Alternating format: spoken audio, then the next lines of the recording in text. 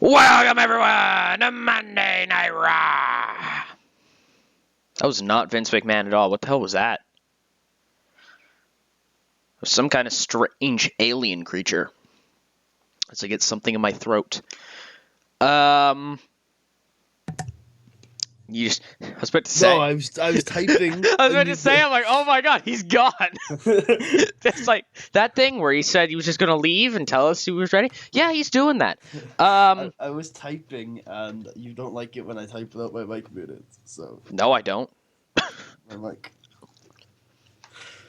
So, this is the last before King of the Ring. Oh my god. Wow, you are. I am choking on something. Yep. It's my dick. Jeez, right into the microphone for you.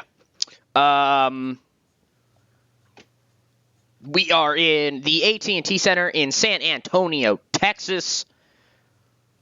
Where are we holding King of the Ring?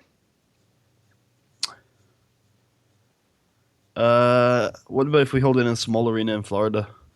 Get people primed. Sure. Why don't we do it in Full Sail? That's kind of too small. Too small? Too small. What about the the University of Central Florida? That works. 1,000 people? Yep. Seriously? No. Okay. Let's run the show. So we open things up with 94A as Vince McMahon books our main event for tonight as to get us all excited for King of the Ring. He is pitting Seth Rollins, the World Heavyweight Champion, and his good buddy, his pal, Scott Stanford. Not Scott Stanford. Drew McIntyre. If you live in Canada, you'll get that joke. The WWE always runs these ads where they talk about events in Canada, and Scott Stanford did them forever, and he'd be like, well, hey there, Canada, it's your buddy, it's your pal, Scott Stanford. And it's like, oh my god, don't touch me. Yeah, and that's just now a running meme in my mind forever. Against our Raw's two King of the Ring representatives, Brock Lesnar and Dolph Ziggler. Now, something else I've learned about the King of the Ring tournament is that this Sunday, it will not be like King of the Rings of yesteryear. It will be where Dolph Ziggler will fight a representative from SmackDown, and so shall Brock Lesnar. So there's an opportunity where the main event of King of the Ring could be SmackDown versus SmackDown, or Raw versus Raw, or the elusive SmackDown versus Raw. And I will tell you right now, I will not tolerate anything aside from Raw versus Raw. Because I will be a very, very distressed man. And we move onward to a 60C as Sin Cara defeats Curtis Axel in 420 by pinfall with a Swanton Bomb. Lovely stuff from Sin Cara. And then a 67C plus as Sin Cara says, Finn Balor last week, you got one over on me. And then afterwards, you proceeded to attempt to add injury to insult as you began to beat me down. Luckily for me, Jesus, what do I keep choking on, man? Luckily for me, a dick. Yes, I have my friend Kalisto. And my friend Kalisto may have saved me last week from serious injury, but I am challenging you, Finn Balor, to a match this Sunday at King of the Ring. I will get redemption. Ooh, it matters whether it's on equal terms or my own. And then Apollo Crews, we asked Apollo Crews, Apollo, you were in a match last week with Pentagon when, the lights went out, the smoke went off, and Pentagon Jr. disappeared. What were you able to see anything more than everybody else? Paul says, no, I wasn't really. I was as shocked as anybody else. To be honest, I don't really know what happened last week, and if there was anybody to know what happened, it would be me. Apollo was the man with the information. The man with the information. Yeah. And we move right into... He'll go to the papers if he has to. Yep, we'll go right into an Apollo Crews match in which he defeats Ty Dillinger in 2:28 by pinfall with a jackhammer. This is a rematch of Apollo Crews' first televised match under the WWE banner. How did you know that? Because I just remember the Brooklyn match between these two. Oh, shit. Seriously? It's a Brooklyn match? Oh, because the very first match, like when I looked at match history, they did this like July or June, whichever starting month was, week 1 Superstars. So I was like, damn, okay, Putty knows what's up. Oh, no, yeah, I was speaking about in real life back in Brooklyn last year. And then we move into an 90A in which Triple H and Stephanie McMahon say they're going to celebrate Kevin Owens' injury later on at home. Gotta save that for Mania. Sunsets and Slams. Let's go. And Triple H says that now that the Kevin Owens problem is over, I can focus on other things. NXT.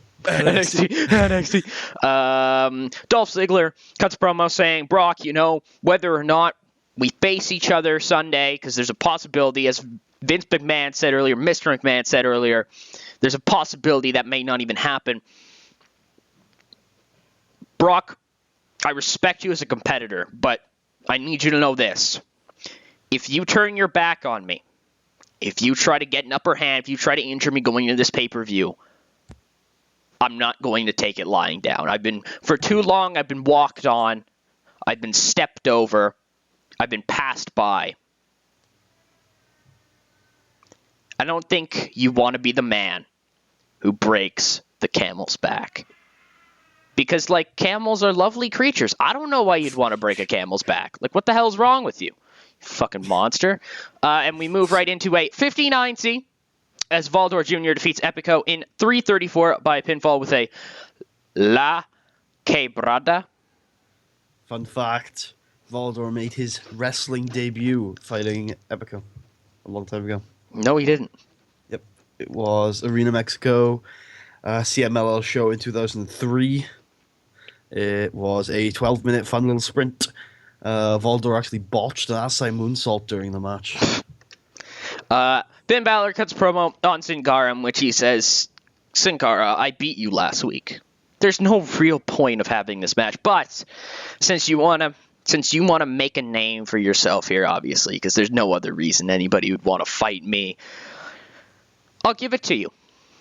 This Sunday, 1-on-1, I'll kick your ass again in front of a bigger crowd, in front of less TVs, because it's a pay-per-view.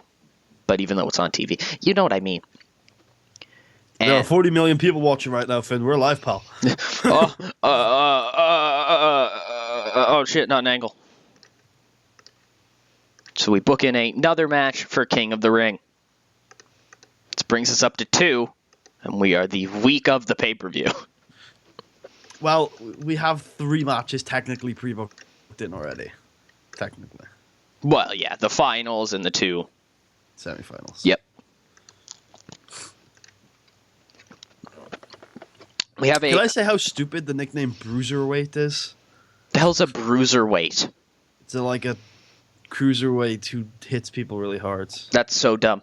The Club Boys do a sit-down interview in which they talk about their history in Japan and all across the world, and how like Japan and the United States and Japan, all across the world. Japan, and how that AJ promo from before he got drafted, where he's like, "I've wrestled all over the world, like Osaka, Japan, and Niigata, Japan, and Tokyo, Japan. Oh, I've wrestled all over Japan,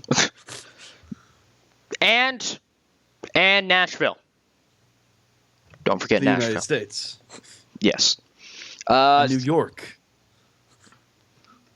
All right, and then we move forward to a 60C in which it is the night of 60Cs. Yes, Anderson and Gallows defeat Stan T and John. bald guys in 414 when It's Luke the revival. Gallows. Look, It's bald guys versus bald guys, buddy. You can't top this action.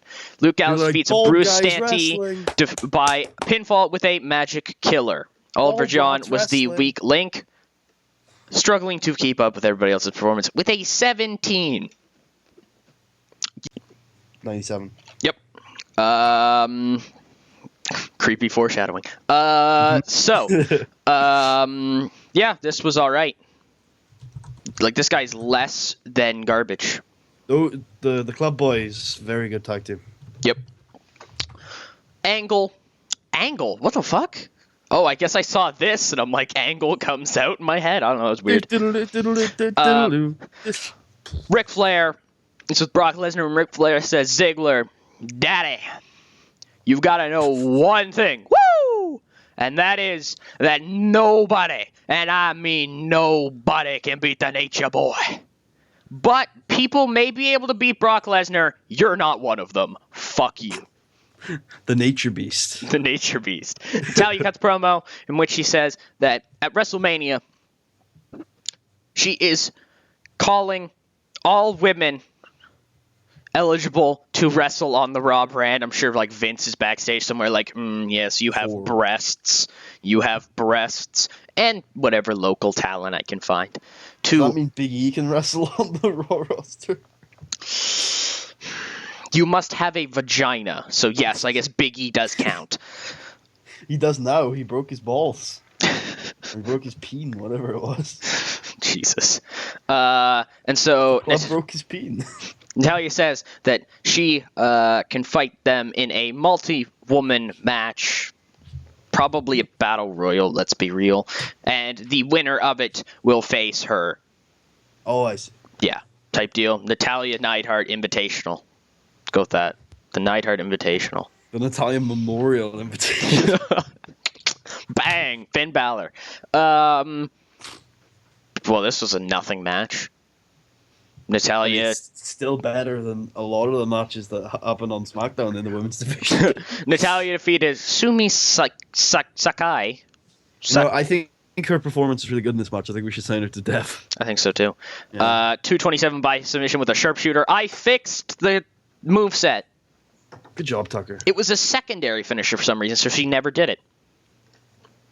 Rollins and McIntyre cut a promo, and right now, actually, since it's right here in front of me, I want to give a huge shout out to the Lunatic Pole, TLP Pole dude.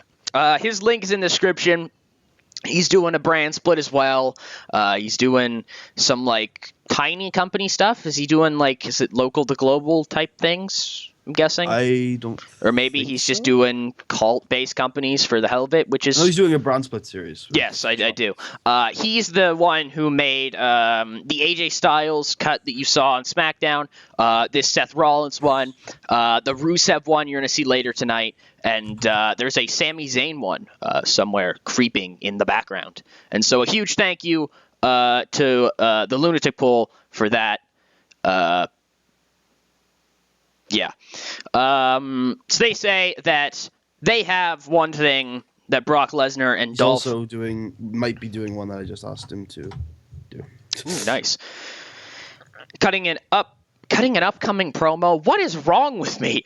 They say that they have something that Brock Lesnar and Dolph Ziggler don't have, and that is camaraderie, because they are friends and they are not. They also have the title, which Brock doesn't have.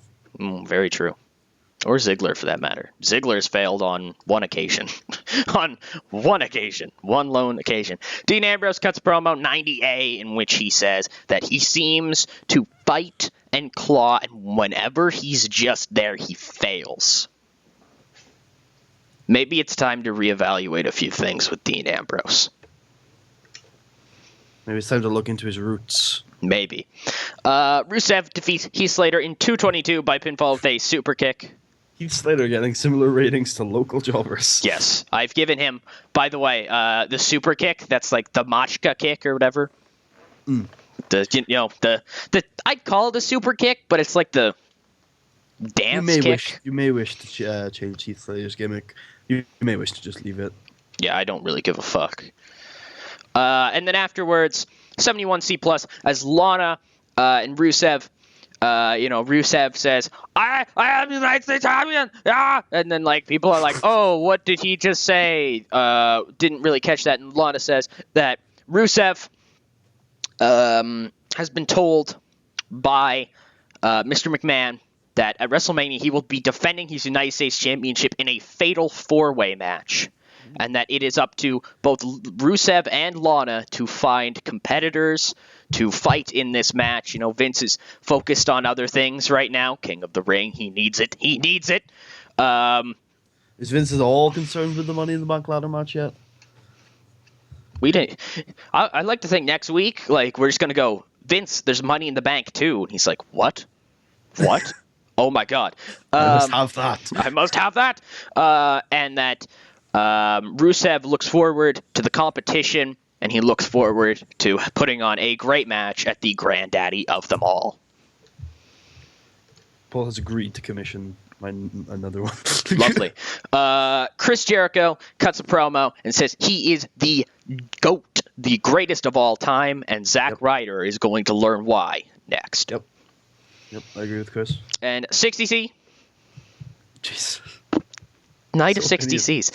It's squash matches, dude. They're 60C magnets. An extremely short match. Chris Jericho defeats Zack Ryder in 355 by pinfall with a lion salt. Asai moonsault. Ooh, my bad. 89A as The Miz and Maurice cut a promo, and The Miz says that he is the most must-see superstar in the history of sports entertainment, and that he is outraged. He does not have a match at WrestleMania. Thus far. Ooh. Creepy noises. Maybe he can get involved in that. Neville and Ricochet training montage straight out of an 80s Rocky film with the great music blaring in the background. But instead of punching bags, they're doing they're training with the US acrobatics team. Yeah, they're doing some flips and shit.